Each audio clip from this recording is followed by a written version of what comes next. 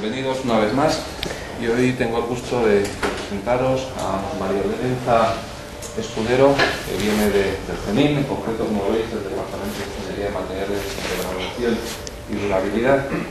Ella es doctora en Ciencias Químicas, empezó trabajando en hormigones y los hormigones llevan células, y las células son tan bonitas como van a contar hoy. La interacción entre materiales vivos y materiales, no digamos muertos, porque los materiales evolucionan, cambian, digamos inertes o menos activos, ¿no? Así que cuando quieras y muchas gracias. Bueno, buenos días a todos, muchas gracias por venir y también por esta invitación. Y tengo el gusto de contaros un poco, digamos, cuál ha sido la evolución nuestra en investigación, ¿no? Concretamente, digamos, me voy a centrar, como no damos clase, no tengo mucha idea de si voy a hablar 10 minutos o 3/4 de hora. Bueno, entonces voy a coger un poco el tiempo. Tampoco espero no aburriros y simplemente voy a hacer, digamos, una disección de este título y también un poco cuál ha sido nuestra evolución desde el punto de vista de investigación. Bien. Como veis, el título es Estudio de los fenómenos de interacción de un biomaterial metálico y en este caso hemos puesto con las células y sus implicaciones biológicas. Pues bien, el título, como veis, le he diseccionado en dos partes donde, bueno, ya sabemos que todo el campo de biomateriales necesita un equipo, digamos, multidisciplinar, interdisciplinar, etcétera, etcétera. Bien. La sección de este título, dividida en dos partes, no habría sido posible. Por un lado, se han estudiado los fenómenos de interacción del biomaterial metálico con las células. Este estudio se ha llevado a cabo en el CENIM, en la Universidad Autónoma de Madrid y en el Hospital La Paz. En el CENIM no puedo pasar por alto el nombre de Cristina García Alonso, que es una gran colaboradora mía, y seguramente es la persona más importante de este trabajo de investigación. En la Universidad Autónoma tenemos a Concepción Alonso, una profesora de electroquímica, y digamos, la interacción de este biomaterial metálico con las células ha sido posible estudiarla gracias a la colaboración de una bioquímica de La Paz que se llama Laura Saldaña, que es la que nos ha ayudado a montar, como veréis, un laboratorio de células en un centro de metalurgia como es el CENIM. Bien, estos fenómenos, como digo, han sido estudiados gracias a esta gente y las implicaciones biológicas. Hay toda una parte médica que se hace en medicina en la Universidad de Alcalá de Henares, en odontoestomatología en la Universidad Rey Juan Carlos y también en el Hospital La Paz. Personas como Celia Clemente, Miguel Ángel Alovera o Juan Carlos Rubio han hecho posible, digamos, estos estudios. Simplemente os voy a contar un poco, digamos, cuál ha sido nuestra evolución como grupo desde el punto de vista de investigación. Mucha gente en mi carrera investigadora me asocia al hormigón, efectivamente. Yo he estudiado corrosión y degradación del hormigón armado en colaboración con el Instituto Eduardo Torroja y el CENIM. Así empecé mi tesina y a través de un contrato que surgió de unas prótesis de acero inoxidable recubiertas de alúmina, me llamó mucho la atención este estudio, digamos, de este material para posible utilización como implante y, digamos, a partir de ahí ya fue un reto y la persona que me dirigía y me asesoraba, pues le dije que yo quería seguir en el campo de los biomateriales. Ya desarrollé mi tesis doctoral en este campo de estudio de la corrosión o la de la degradación de acero inoxidable recubierto con cerámica y desde entonces hasta hoy pues han pasado ya casi más de 20 años. La evolución en el campo ha sido importante y digamos en el momento en el que nos encontramos ahora, un reto que nos propusimos fue, nosotros estudiábamos digamos el implante metálico con nuestras técnicas electroquímicas clásicas en medios que simulan los fluidos fisiológicos, como ahora veréis. Estos medios fisiológicos no son más que soluciones inorgánicas, y poco a poco fuimos complicando, digamos, este medio de estudio. Utilizamos medios de cultivo y al final nos propusimos como reto que por qué no estudiar estos biomateriales en contacto con las células, que al fin y al cabo es donde van a desarrollar su misión y su trabajo. Entonces fue para nosotros todo un reto el intentar llevar a cabo un estudio in situ de cómo las células se reproducen y crecen sobre una superficie metálica mediante lo que nosotros conocíamos bien, que son las técnicas electroquímicas. También estamos en estudio, y hay una tesis en marcha, para, digamos, ver toda la cinética de adhesión de estas células osteoblásticas sobre estas superficies metálicas a través, por ejemplo, de una microbalanza de cuarzo.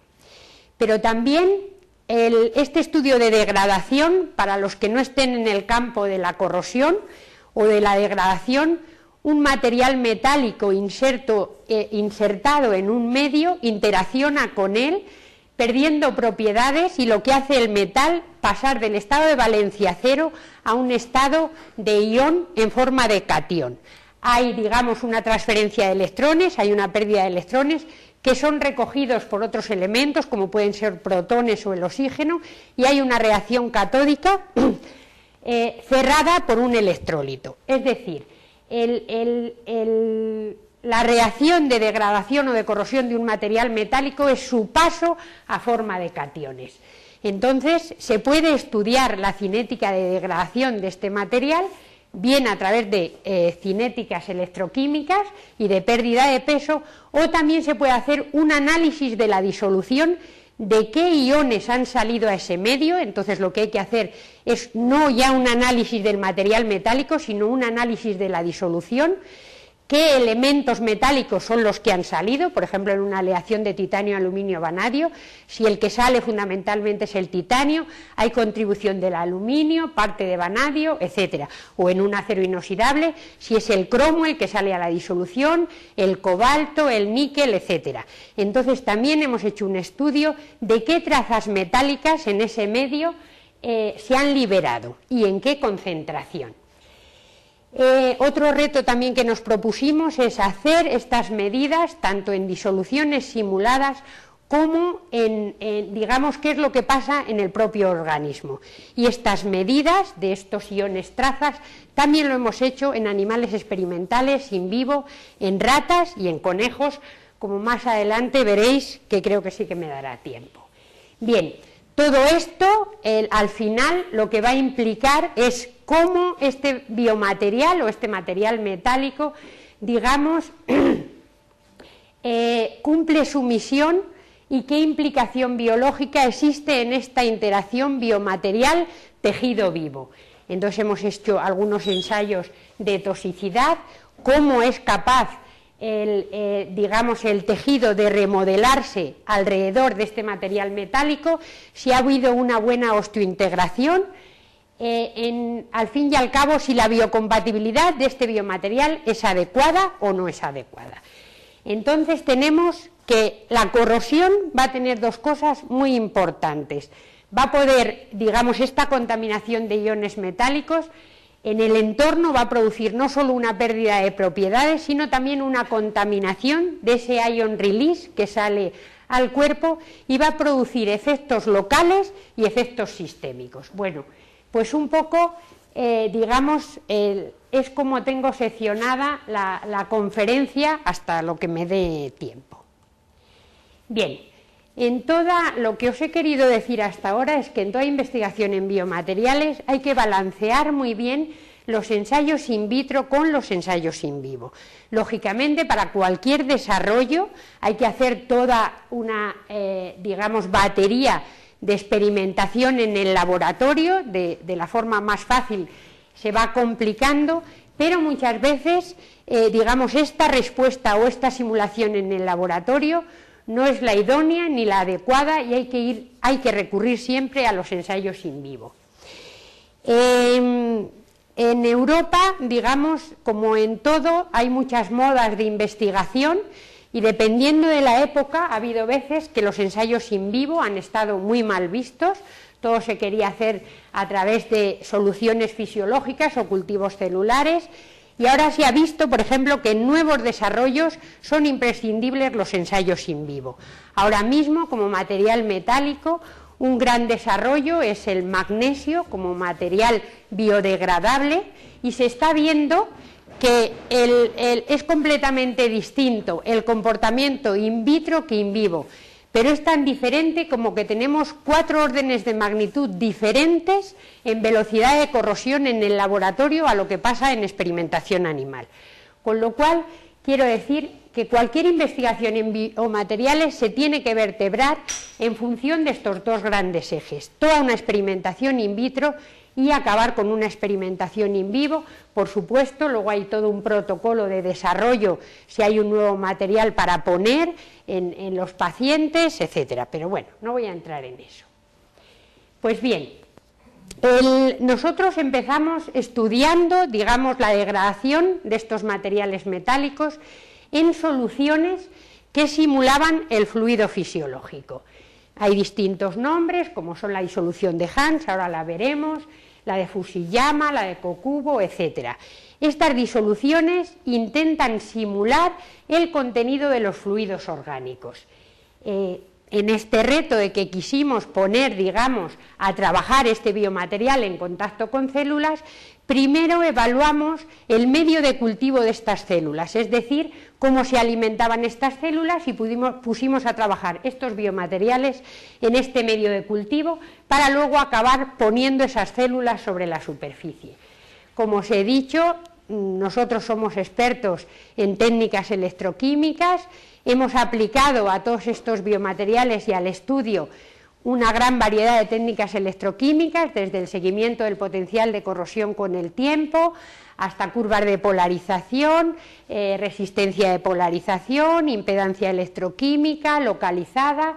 Últimamente hemos comprado un microscopio electroquímico de barrido, la microbalanza de cuarzo, etcétera. Bueno, pues con todas estas técnicas lo que medimos es el material metálico en ese medio corrosivo e intentamos sacar lo que es una cinética de corrosión de este material. Vamos a ver cómo las disoluciones o cómo queremos simular ese fluido fisiológico.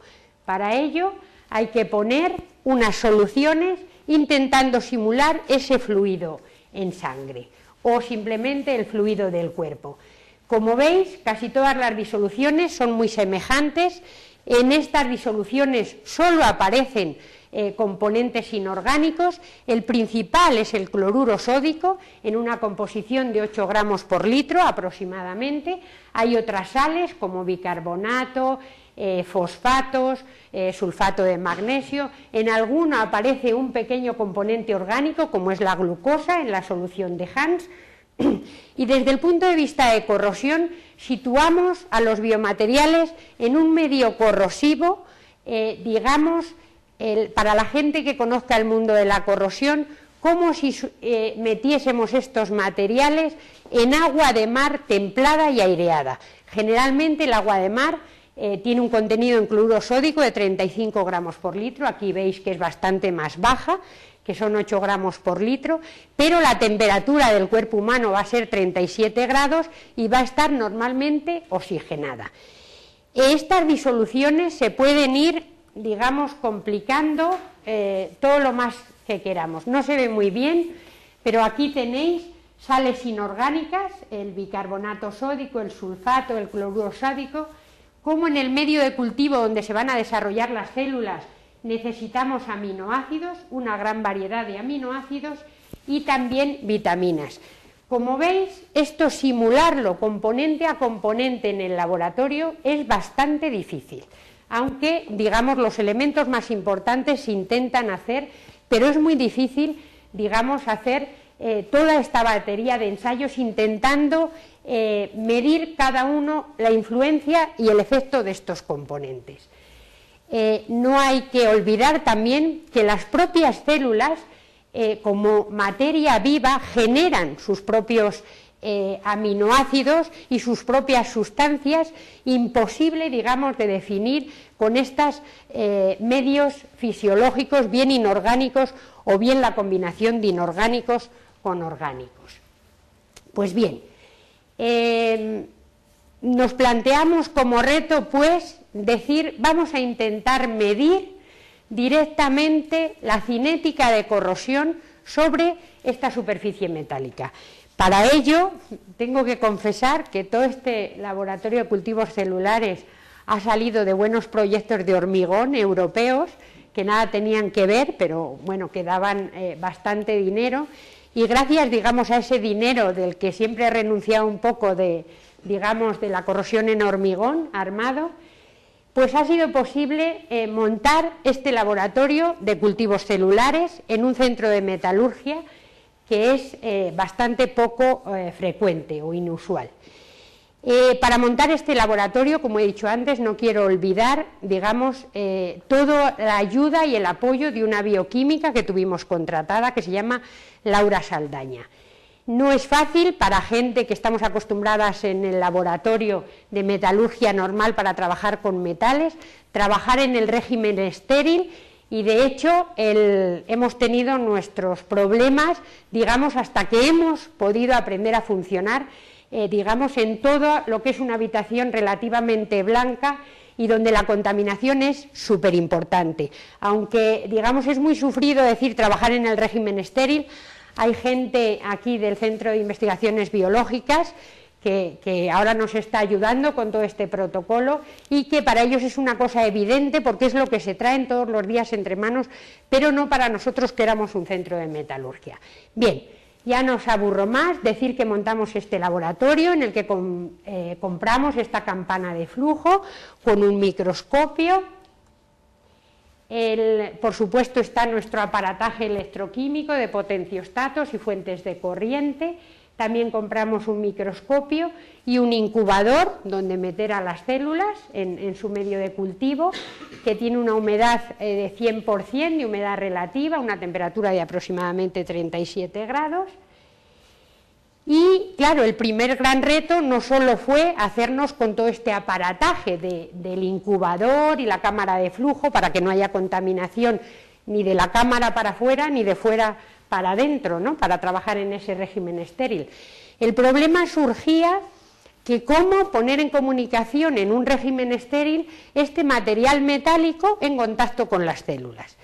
Para ello desarrollamos una célula electroquímica.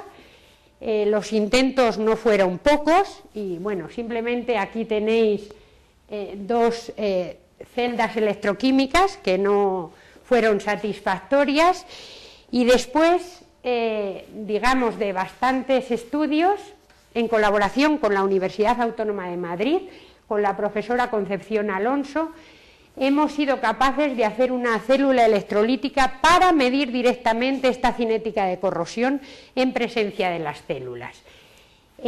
Ha sido objeto de patente y básicamente deciros que, bueno, el que no lo sepa, para una célula electroquímica se necesitan, digamos, 3 electrodos, electrodo de trabajo, que va a ser el biomaterial en estudio, un contraelectrodo y un electrodo de referencia. Pero ojo que estas medidas había que hacerlas en un régimen donde las células permaneciesen vivas todo el tiempo del experimento, que dura de 0 a 7 días.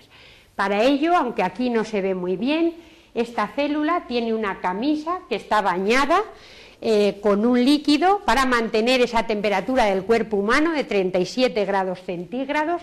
También tiene una entrada por una boca para tener una humedad relativa del 100%, digamos, con un contenido de CO2 del 5% que entra y es evacuado, y cómo se ha hecho, digamos, el contacto con el electrodo de trabajo. El material en estudio se pone entre estas dos aparatos de teflón, digamos es el disco del biomaterial que queremos estudiar, sacamos la conexión eléctrica a través de una chapa de cobre y como veis he dicho que necesitábamos un contraelectrodo y un electrodo de referencia. En este caso usamos un pseudoelectrodo de referencia, una barrita de platino y un contraelectrodo que también en este caso era de platino. Ya teníamos nuestra celda electroquímica manteniendo el cultivo de las células con su 5% de CO2 saturado de humedad y a una temperatura constante de 37 grados centígrados. Aunque parezca una tontería, el diseño de esta celda electroquímica es el diseño de un incubador, es decir, mantiene las mismas condiciones de un incubador, digamos, que venden, como el que os he enseñado anteriormente. Bien, pues ya vamos a pasar a qué experimento hicimos con todo este aparataje. El material metálico, en este caso estudiado, fue una aleación de titanio, aluminio, vanadio. Generalmente este material se utiliza como implante dental o también como vástago en una prótesis de cadera. Y lo que pretendíamos, digamos, era ver cómo se comportaba, como decimos, en este caso con células osteoblásticas. Pero bueno, no me adelanto, este material lógicamente había sido pulido adecuadamente y después, además de estar limpio, ha sido esterilizado en luz ultravioleta durante 4 horas antes de los experimentos para estar estéril. Bien, la línea de cultivo celular, como es un material que va a sustituir al tejido óseo, pues la línea celular utilizada han sido una línea tumoral de osteoblastos, SAOS2. El medio de cultivo, o sea, cómo se han alimentado estas células, ha sido el demen. Digamos, era esa transparencia que prácticamente no se veía nada, eran todos estos componentes inorgánicos de bicarbonato, cloruro sódico, todos los aminoácidos, pues todo eso lo tiene este medio de cultivo. Se echa también suero bovino fetal, digamos, para alimentarlas, y para que no se estropeen se les echa un 1% de antibiótico, que es penicilina y estreptomicina. Todo esto, lógicamente, en una humedad, como hemos dicho, del 100%, con el 5% de CO2 y a 37 grados centígrados. Bueno, todo esto puede tener muchísimas variables. Esta línea se puede decir que es una línea tumoral, digamos que el desarrollo celular es muy rápido.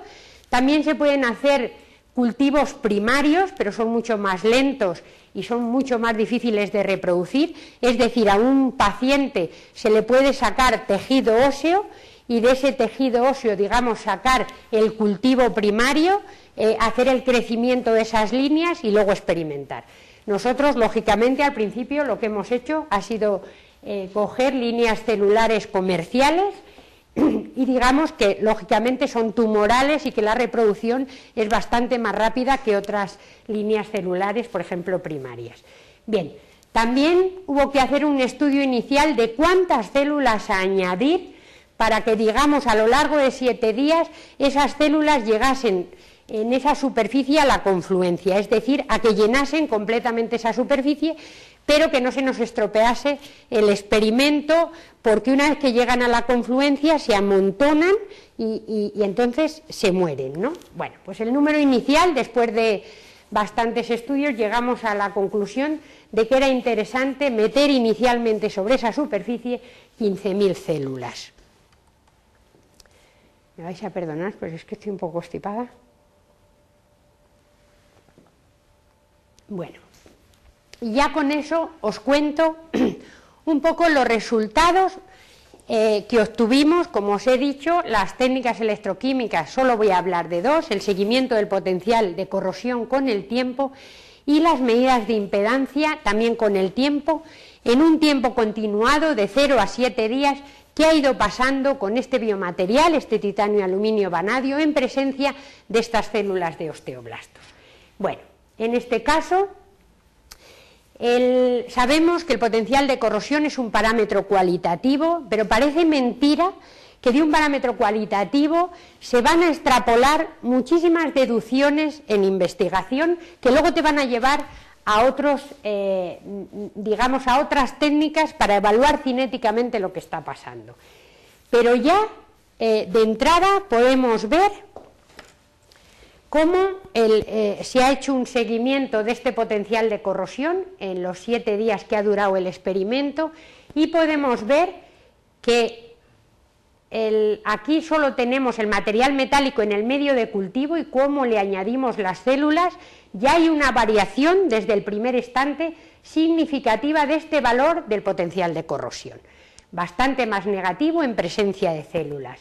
Cómo este material se va a volver, digamos, activo, este potencial cada vez es más negativo y más o menos se va a estabilizar a partir del primer día hasta el 7.º día, cuando están este biomaterial con el demen. Y como en presencia de células pasa lo mismo, el potencial, como digo, es bastante diferente y, digamos, se hace más negativo, es decir, estamos en un estado, dentro de que es un material pasivo, que se está corroyendo, y como a partir del 4.º día, luego veréis las medidas de impedancia, este potencial de corrosión digamos, se recupera y empieza a ennoblecerse. Bueno, pues aunque estos son, como digo, un parámetro cualitativo, ya nos está diciendo que el titanio está formando complejos con estos aminoácidos y se está disolviendo, con una cinética muy lenta, pero ya se está disolviendo. Y como en presencia de estas células, las células seguramente van a soltar, digamos, una actividad celular que hace que ese potencial sea más negativo, como vemos, hasta el 4.º día, y luego, digamos, cómo se ennoblece. Esto lo vamos a ir completando con, digamos, las medidas electroquímicas de impedancia. Para el que no conozca esta técnica, simplemente la voy a simplificar, y es aplicar una señal de alterna sinusoidal en un amplio rango de frecuencia, desde altas frecuencias hasta bajas frecuencias. En todo ese espectro se calcula el módulo de impedancia en cada punto y, digamos, da lugar a estas curvas. Decir lo que os comentaba, empezamos en rangos de kilohercios y bajamos hasta 10⁻⁻³ hercios, o sea, el rango de milihercios.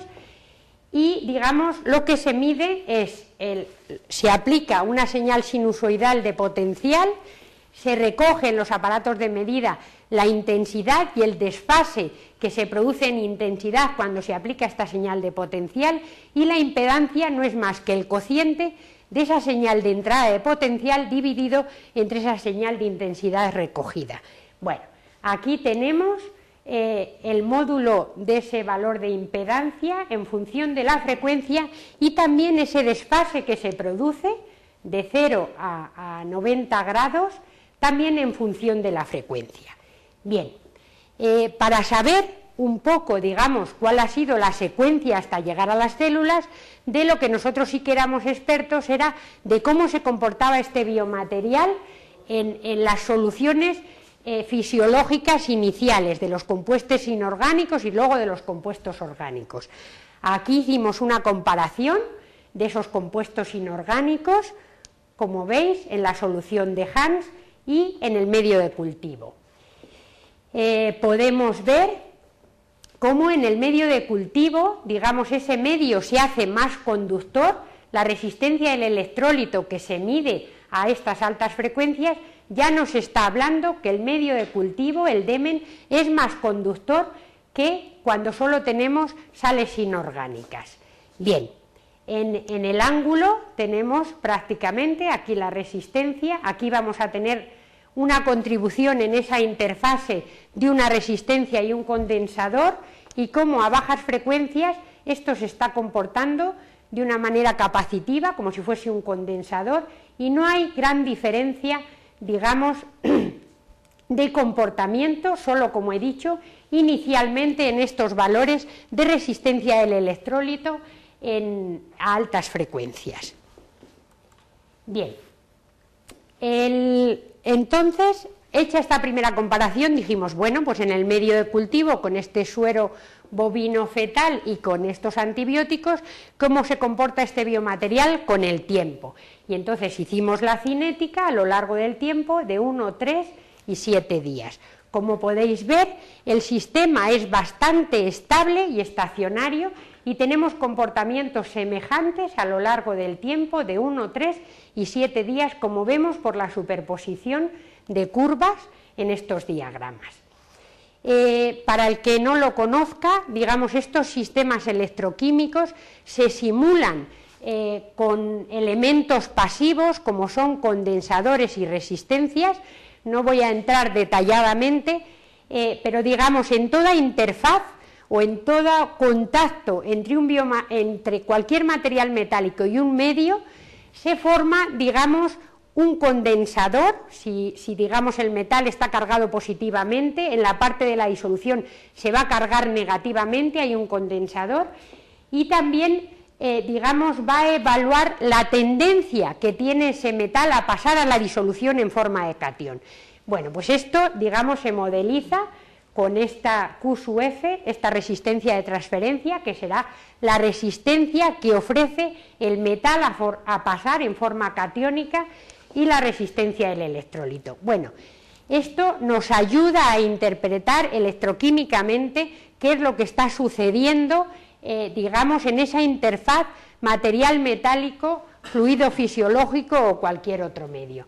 No hay que olvidar que estos elementos son completamente inertes y que hay que hacer una buena interpretación física para saber lo que está pasando, no simplemente porque se hace mucho modelado de estos circuitos equivalentes, y muchos circuitos equivalentes pueden reproducir esta señal electroquímica, pero no tener ese significado físico que hay que darle a esa interfaz de ese biomaterial con el medio corrosivo.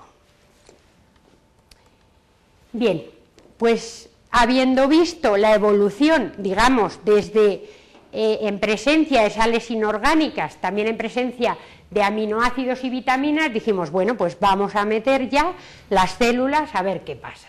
Entonces aquí tenéis, por ejemplo, las medidas de impedancia in situ sobre esa superficie y los resultados que nos dieron a los 3 días sin células y a los 2 días en presencia de los osteoblastos.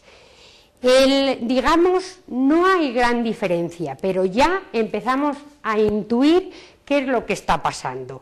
Inicialmente volvemos a ver que esa resistencia, digamos, de la disolución o del electrólito, por donde discurre esa señal de potencial que estamos aplicando, es distinta, absorbida por esa disolución. En presencia, digamos, de osteoblastos, la resistencia es mayor.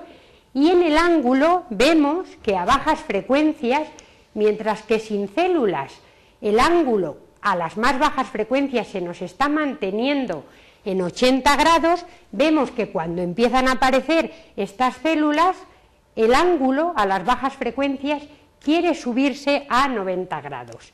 Esto nos está hablando la aproximación de estas células a la superficie y cómo ya empieza a haber un cubrimiento parcial de estas células sobre este biomaterial metálico. Pero digamos, la gran explosión de datos electroquímicos se produce a los 4 días. Si nosotros, que hicimos, digamos, un seguimiento a través del microscopio electrónico de barrido de estas superficies, lo que vimos es que las superficies estaban homogéneas y ya parcialmente cubiertas con estas células osteoblásticas sobre la superficie. En este caso, la resistencia del electrólito, que no es tal, nos ha crecido bastante. Anteriormente, digamos, estas curvas de lo único que me están hablando es de que tengo una constante de tiempo. La constante de tiempo va a venir dada por el cociente de la resistencia y de la capacidad, de la que antes os había hablado, de cómo se simulaba esta interfaz electroquímica. En esta sola pendiente tenemos entonces una sola constante de tiempo que nos está interfiriendo en el sistema, que va a ser la capa pasiva que se ha formado sobre esta aleación. El titanio es muy reactivo, reacciona inmediatamente con el oxígeno de la atmósfera, forma una capa de TiO2 y sobre esta capa de TiO2 también va a haber aminoácidos y moléculas absorbidas sobre esta capa de pasivado, pero con una sola constante de tiempo. En este caso, como veis, a los 4 días la resistencia, digamos, a altas frecuencias ha cambiado significativamente. Estamos en un rango ya casi de 700, tenemos ya dos constantes de tiempo bien implicadas, toda esta que nos va a medir, digamos, esa actividad de las células, cómo aquí hay un rellano independiente de la frecuencia que nos está hablando de una resistencia y cómo hay otra constante de tiempo a bajas frecuencias. Esto también se detecta muy bien en los ángulos, como veis tenemos dos máximos de ángulos y como también cuando tenemos una contribución solo de resistencia, no hay desfase de la señal y este ángulo se nos va prácticamente a cero. No me voy a parar en esto, pero estos serían todos los datos cinéticos que se sacan de estos diagramas de impedancia. Se puede hacer, digamos, la simulación, que es lo que nosotros llamamos fitting, y cómo, digamos, se corresponde este fitting con los valores experimentales.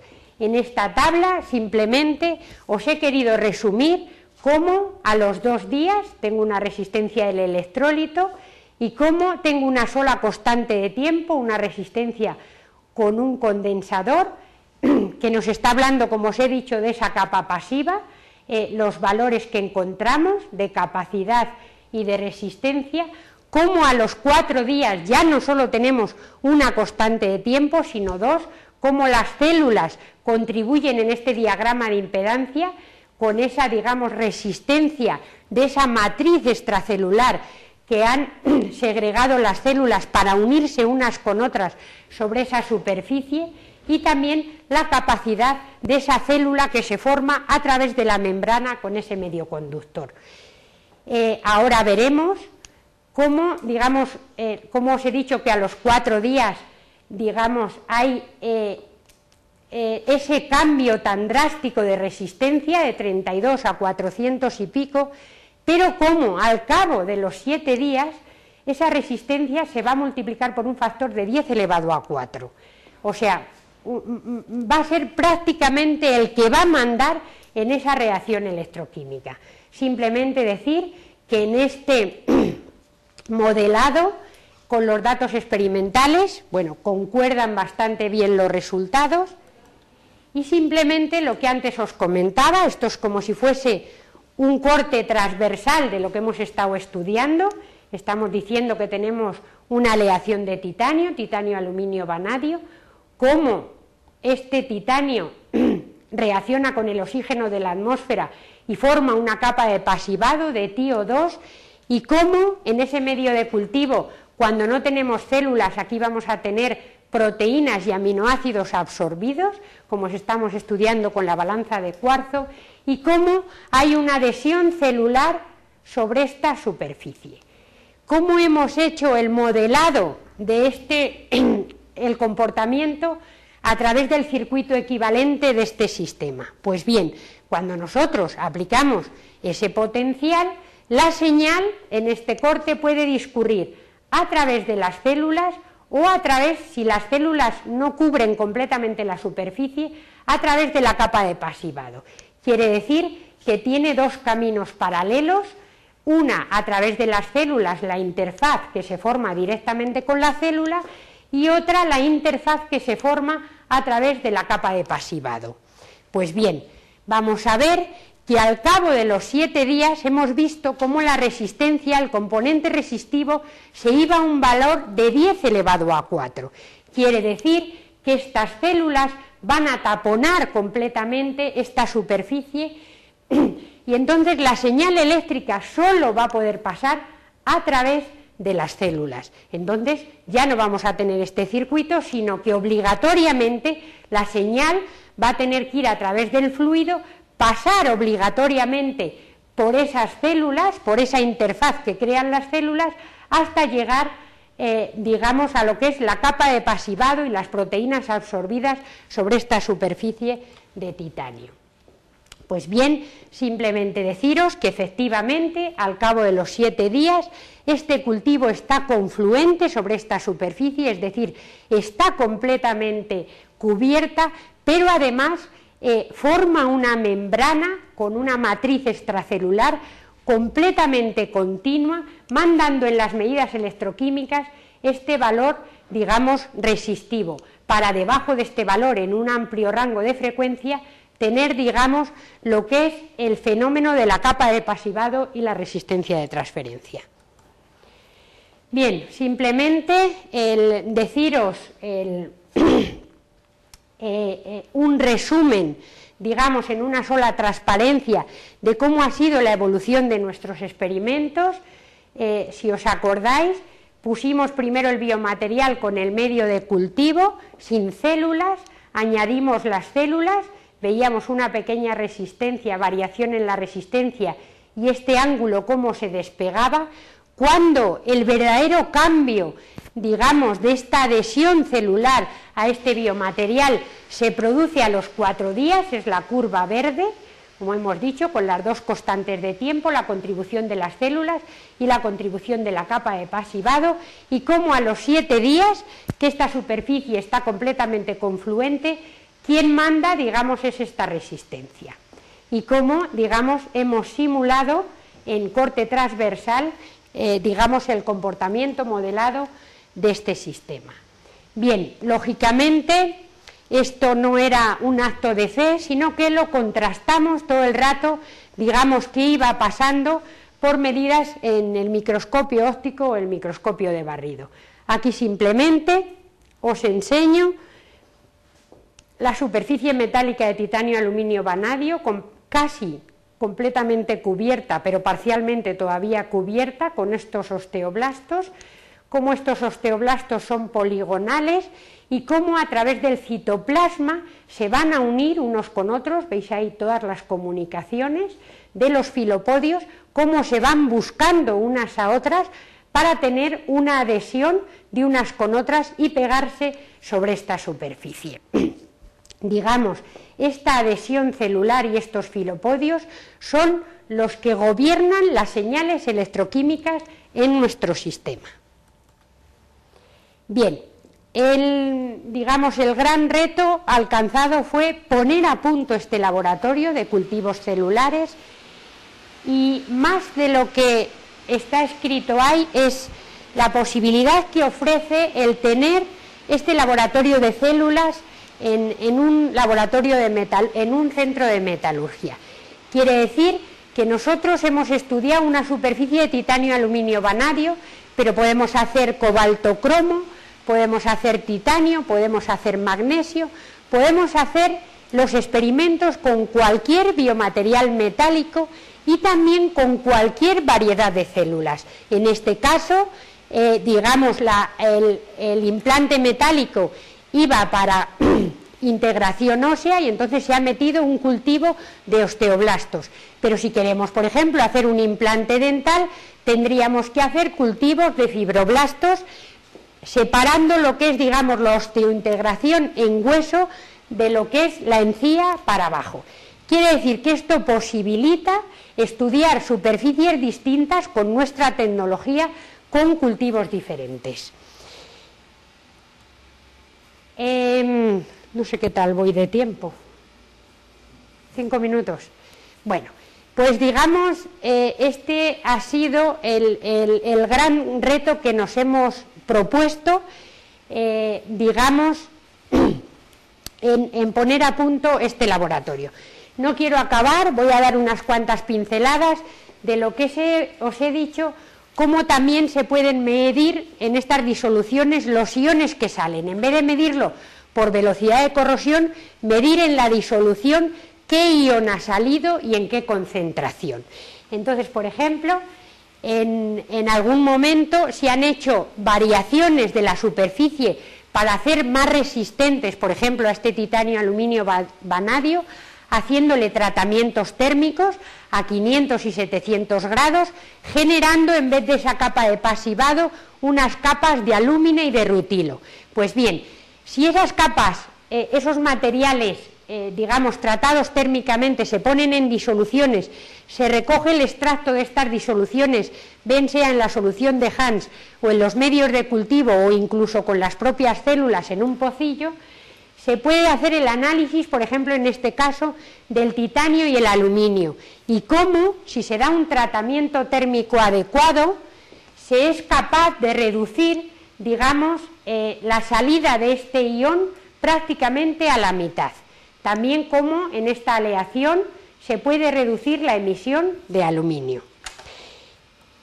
Y simplemente decir que muchas veces lo que os planteaba al principio con los dos ejes, que es completamente indispensable muchas veces hacer ensayos no solo in vitro, sino también in vivo. No me voy a parar en los objetivos, decir que cuando hemos intentado plantear el desarrollo de un nuevo biomaterial, lo hemos hecho en contraste con los biomateriales que estaban en ese momento en clínica, como es el titanio o el cobalto cromo.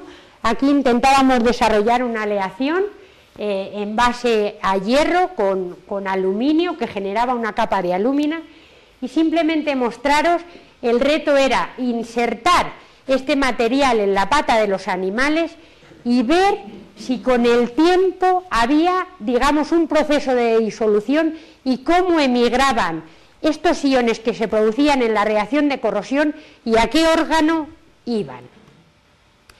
Este fue el desarrollo de una tesis con un médico de La Paz. Se insertaron en una pata siempre un material de referencia y el otro que estábamos estudiando, y se sacrificaban a las ratas en tiempos distintos, 1, 3, 6 y 12 meses. Siempre se seguía el mismo protocolo. Por un lado se sacaban todos los órganos de las ratas, se seccionaba donde había estado el implante para microscopía óptica y para barrido.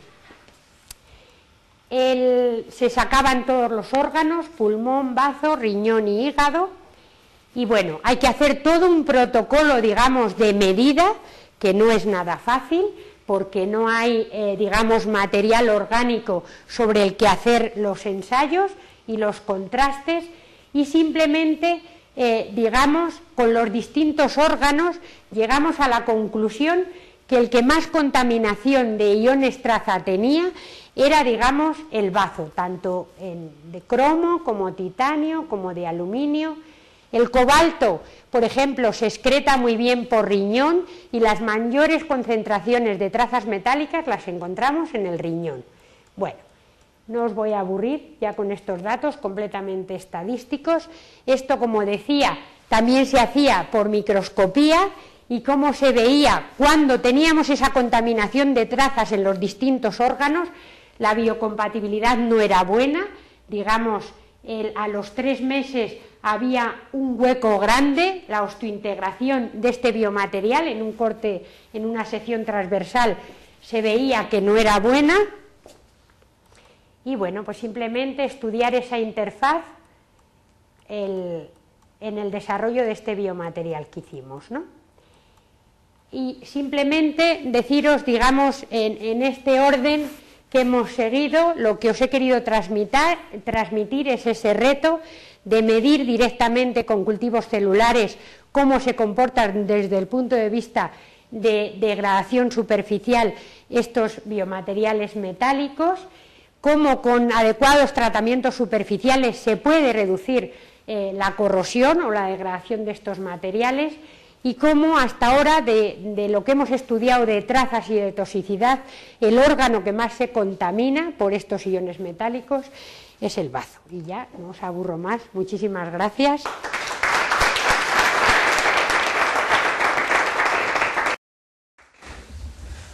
Muchísimas gracias, María, y algunas preguntas.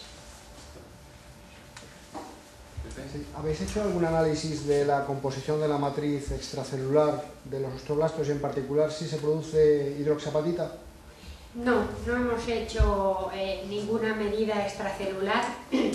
Digamos, ahora hay todo el desarrollo de una tesis de ir metiendo distintos componentes del demen y de qué es lo que va a pasar en esa matriz extracelular. Simplemente lo que pretendíamos era ver, digamos, esta osteointegración sobre esta superficie. Tenemos la gran suerte de, en el proyecto de investigación que vamos a desarrollar en los 3 años siguientes, de contar con la colaboración de personal investigador del Centro de Investigaciones Biológicas que están presentes en la sala, y lógicamente se va a intentar hacer una funcionalización de estas superficies y se puede hacer un análisis como tú dices, de esta matriz extracelular, qué aminoácidos o qué proteínas, pero nosotros no tenemos aparataje para medirlo, pero sí es una cosa que está prevista hacer en un futuro. Porque las modificaciones entonces corresponden a que las células recubren completamente la superficie, pero digamos todo el recubrimiento de la superficie es celular, no celular más matriz. O sea, quiero decir, entre las células están adheridas unas a otras y entre ellas no existe matriz extracelular.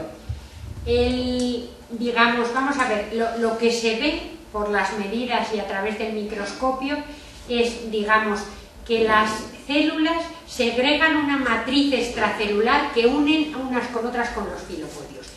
Previo a esta matriz extracelular tiene que haber un colchón de absorción de proteínas que posibilite el que esas células se encuentren en un entorno adecuado y se unan unas con otras. Luego la clave, digamos, del éxito está en la interfaz y en el colchón que se forma en esas primeras monocapas, digamos, sobre esa capa de óxido de titanio, qué aminoácidos hay absorbidos, qué proteínas, y sobre esas cómo se pone la primera capa de células, y sobre esas ya crecen las distintas capas de células. Pero lógicamente la clave está en, digamos, esa composición de esos aminoácidos y esas proteínas. En nuestro caso hay en muchos estudios que efectivamente se va buscando la hidroxiapatita, que digamos es la parte mineral del hueso, es bien balanceado, digamos, ese calcio con ese fósforo en una determinada composición, no sé si es una estequiometría 1,66 y una variedad, digamos, estequiométrica definida, etcétera, etcétera. Nosotros en ningún momento hemos ido buscando el formar la hidroxiapatita, que seguramente se forme sobre esa superficie, precursor, digamos, del colágeno y, digamos, luego de esa adhesión celular.